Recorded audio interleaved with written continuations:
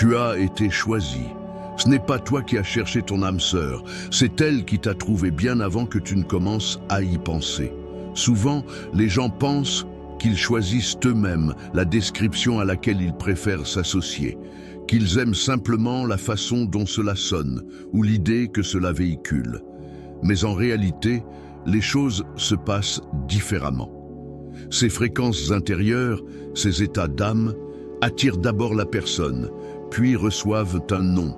Ils sont présents dans la vie de manière imperceptible, façonnant la façon de penser, les réactions, les sentiments, voire la démarche et la manière de se taire. Ils agissent bien avant que l'on en prenne conscience. C'est pourquoi il est si important de comprendre quel type d'âme résonne le plus en vous. Ce n'est pas un intérêt fortuit, c'est quelque chose qui influence déjà votre avenir et façonne la prochaine étape de votre vie. Il y a des âmes qui, dès le début, se sentent déplacées, même là où, formellement, elles devraient appartenir à cet espace, à ce groupe, à cette situation. Ce sentiment n'est pas lié à des défauts ou à des erreurs. Il survient parce que l'état d'esprit intérieur ne correspond pas au rythme général. Une telle personne peut se trouver parmi les gens, mais se sentir à l'intérieur comme un observateur et non comme un participant.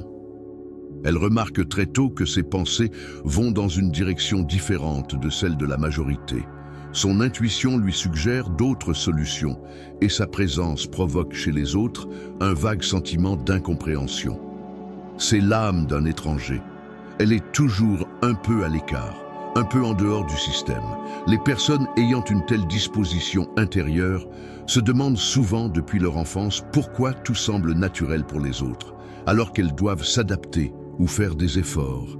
Elles peuvent être assises à la même table que tout le monde, mais avoir l'impression de regarder un film sur la vie des autres. Leurs idées ne correspondent pas aux attentes collectives et leurs réactions sont en avance ou au contraire en retard par rapport à celles qui sont généralement acceptées. Pourtant, une force énorme se cache en eux. Les âmes étrangères portent en elles le schéma d'un avenir auquel le monde n'est pas encore prêt. Elles sont sous-estimées précisément parce qu'elles sont imprévisibles. Ils pensent différemment, ressentent plus profondément, remarquent davantage. Et ils surprennent encore et encore ceux qui ne voyaient pas leur potentiel. Avec le temps, leur particularité devient un avantage. Le silence se transforme en profondeur, la distance en clarté. Ils ne sont pas faits pour convenir à tout le monde et partout. Leur mission est de devenir inoubliables là où cela compte vraiment. On n'ignore pas ces personnes à cause de leur faiblesse. On ne les remarque pas parce qu'elles sont en avance sur leur temps. Elles ne sont pas invisibles, elles sont simplement incompréhensibles pour ceux qui ne sont pas capables de les comprendre. Dès qu'elles se retrouvent dans un environnement qui correspond à leur vraie nature, tout change. Soudain, elles cessent d'être étrangères et deviennent le centre d'attention, même si elles ne le recherchent pas. Si vous connaissez le sentiment de ne jamais trouver votre place, ce n'est pas parce que vous n'êtes pas à votre place, c'est parce que votre âme n'est pas destinée à suivre un chemin ordinaire. Il existe un autre type d'âme, celle qui ne s'arrête jamais définitivement. Elle n'est pas faite pour la sédentarité. Sa mission est de trouver ce que les autres n'osent même pas regarder. Il ne s'agit pas de voyage constant pour le plaisir, ni de fuite devant l'ennui. C'est un état intérieur d'inachèvement qui ne disparaît pas même lorsque tout semble stable et correct en apparence. Une telle âme ne cherche pas de sens à cause de sa confusion. Elle avance parce qu'elle est tournée vers l'expansion. Il y a toujours une légère pression à l'intérieur, la sensation d'une couche suivante qui n'est pas encore découverte. Les personnes de cette nature ont souvent le sentiment que toutes les réalisations arrivent trop tôt. Elles atteignent leur objectif, comprennent quelque chose, vivent quelque chose, et au lieu d'éprouver de la satisfaction, elles ressentent une légère poussée vers l'avant, comme si la vie elle-même posait sa main sur leur dos et leur disait doucement « Continue ». Ce n'est pas une fuite de la réalité, c'est un mouvement vers quelque chose qui n'a pas encore de nom. Vu de l'extérieur, cela est souvent perçu comme de l'instabilité ou de l'indécision. Mais en réalité, c'est tout le contraire. Pour ces personnes, L'immobilité est synonyme d'étouffement. La répétition est comme une cage. Elles explorent parce que le monde est trop étroit pour le potentiel qui est en elles. Ces âmes ne sont pas perdues. Elles grandissent. Leur chemin ne mène pas à une seule destination. Il s'étend vers l'horizon, qui peut les contenir entièrement. Elles ne sont pas destinées à arriver. Elles sont destinées à devenir constamment. Elles sont les pionnières d'opportunités dont la société n'a même pas encore conscience. Elles sentent la prochaine version d'elles-mêmes bien avant d'y entrer. Si vous connaissez le sentiment qu'aucune réalisation n'apporte d'achèvement complet, qu'aucun chapitre ne semble être le dernier, alors votre chemin n'est pas droit. Il est infini. Et la véritable raison de cela se révèle avec le temps, parfois de la manière la plus inattendue. Il y a des âmes qui ne s'affichent pas bruyamment. Elles ne cherchent pas à diriger, ne réclament pas d'attention et ne se considèrent pas comme des sauveurs. Mais ce sont elles qui s'avèrent être un soutien lorsque la situation devient difficile et que le monde autour d'elles commence à vaciller. Elles entrent dans un état de stabilité, non pas par désir, mais parce qu'elles en sont capables. Ces âmes possèdent une immense réserve émotionnelle de résistance. De l'extérieur, elles semblent difficiles à atteindre. Elles semblent calmes, posées, stables.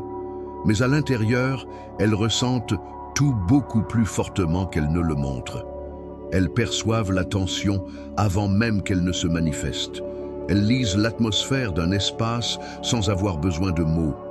Et même lorsqu'elles sont épuisées, elles continuent à tenir bon. Car elles savent que si elles s'effondrent, tout le reste s'écroulera avec elles. Ce n'est pas un rôle qu'elles ont choisi. C'est un rôle dans lequel elles ont grandi. Souvent, leur force est mal comprise. On pense que rien ne les touche. Mais en réalité, tout les touche. Simplement, ils ne s'effondrent pas devant les autres. Ils encaissent les coups en silence, digèrent le chaos intérieur et continuent à tenir bon, même quand ils ont envie de tomber. Parfois, au fond d'eux-mêmes, ils se demandent si quelqu'un finira par remarquer le poids qu'ils portent. La véritable force, ce n'est pas l'absence de fissures. C'est la décision de garder l'équilibre alors que tout s'écroule à l'intérieur. Ces âmes ne sont pas là pour réparer les gens. Leur tâche est de maintenir la stabilité, d'être un point d'ancrage dans les moments où tout le reste perd sa forme. Leur vocation est silencieuse, presque imperceptible. C'est une endurance intérieure, un leadership invisible, la capacité de maintenir l'équilibre là où les autres ne tiennent pas le coup. La prise de conscience de cela vient souvent tard, lorsque la personne comprend qu'elle a rempli cette fonction toute sa vie, sans même lui donner de nom. Il existe des âmes capables de supporter ce qui est insupportable pour les autres. Elles ne se précipitent pas pour expliquer, fermer ou fuir les émotions. Là où d'autres ont besoin de réponses immédiates et de soulagement, elles savent rester dans la complexité. Elles ne craignent pas l'incertitude. Elles peuvent se trouver au milieu de contradictions, d'histoires inachevées et de questions sans réponse, sans essayer de tout simplifier de toute urgence. Cette capacité se forme tôt, non pas par désir d'être profond, mais parce que la vie leur a donné des expériences sans fin heureuses.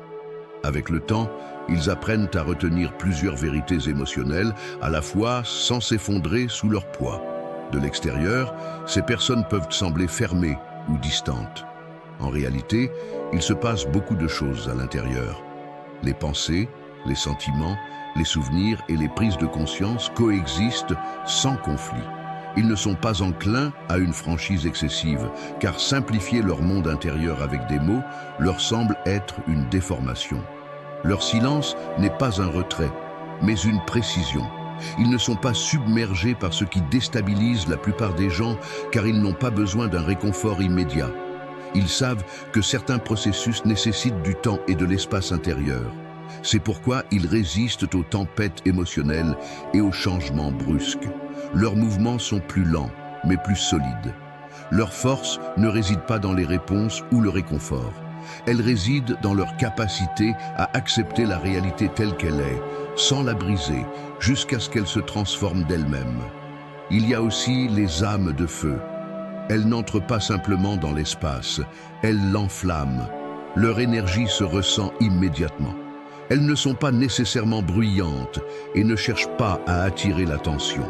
Elles rayonnent simplement d'une intensité qui accélère tout autour d'elles. Avec leur apparition, les conversations deviennent plus profondes, les émotions plus vives, les décisions plus inévitables. La stagnation commence à bouger. Elles sont des catalyseurs, même si elles ne le prévoient pas elles-mêmes. Les réactions à leur égard sont toujours fortes. Certains sont attirés, inspirés par leur honnêteté et leur flamme intérieure. D'autres sont fatigués ou effrayés, car ces âmes ne s'étouffent pas pour le confort des autres. Ils ressentent beaucoup, se soucient profondément et voient clairement. Cette intensité n'est pas un défaut, c'est leur nature. C'est elle qui pousse les gens à passer du doute à l'action. Leur force ne réside pas dans leur capacité à absorber les émotions des autres, mais dans leur capacité à amplifier l'énergie. Lorsqu'ils s'impliquent, une impulsion se crée autour d'eux. Quand ils disent la vérité, on les entend. Quand ils manifestent leur passion, ils enflamment les autres. Leur destin est le mouvement. Ils ne sont pas nés pour se réduire, ils sont faits pour transformer et éveiller. Si vous vous reconnaissez ici, c'est que votre âme n'a jamais été petite. Vous êtes ici pour créer du mouvement là où tout s'est arrêté. Parfois, une personne est attirée par un type d'âme qui ne lui correspond pas du tout. Une personne calme peut admirer les personnes extraverties. Une personne rationnelle peut être attirée par le feu. Une personne stable peut ressentir l'appel du voyageur. Ce n'est pas dû à une confusion, c'est une réponse à la version future de soi-même. L'âme reconnaît ce qui ne s'est pas encore manifesté. Il ne s'agit pas du moi actuel, mais de celui que vous êtes en train de devenir. L'attirance est un signe de croissance et non de coïncidence. Ces réactions sont une anticipation, pas de l'admiration, mais de la reconnaissance. Le moi futur appelle le présent. C'est pourquoi l'attraction semble étrangement familière. Vous n'êtes pas attiré par ce qui vous ressemble, mais par ce qui vous stimule. C'est la porte vers la prochaine étape. Et ce processus n'est pas le fruit du hasard. Les types d'âmes réagissent à différentes périodes de la vie, en fonction de ce qui est nécessaire à ce moment-là. Dans l'immobilisme, c'est le voyageur qui vous appelle. Dans les moments décisifs, c'est le catalyseur. Dans le chaos, c'est le soutien. C'est un dialogue entre votre état intérieur et les rôles qui sont prêts à se manifester. L'âme ne change pas de direction, elle change de forme. Et si vous ressentez cet appel maintenant, cela signifie que la vie vous prépare à la prochaine étape. Avant d'aller plus loin, il est important de s'arrêter sur une action simple mais symbolique. Si vous ressentez une résonance dans ces mots, si quelque chose bouge légèrement en vous, comme si vous vous prépariez à bouger, abonnez-vous à la chaîne et écrivez « Je suis prêt » dans les commentaires. Ce n'est ni une demande, ni une formalité. C'est un geste de conscience. C'est le moment où vous ne vous contentez pas d'écouter, mais où vous vous confirmez que vous êtes prêt à aller plus loin, à être plus attentif et plus honnête envers vous-même. Parfois, ce sont précisément ces petits gestes qui marquent le début de grands changements intérieurs. En poursuivant sur cette voie, il est important de comprendre une chose. Aucun type d'âme n'existe de manière isolée. Plusieurs états peuvent résonner en vous à la fois, mais à chaque période de la vie, ce qui est nécessaire à ce moment-là remonte à la surface. Cela ne signifie pas que les autres disparaissent.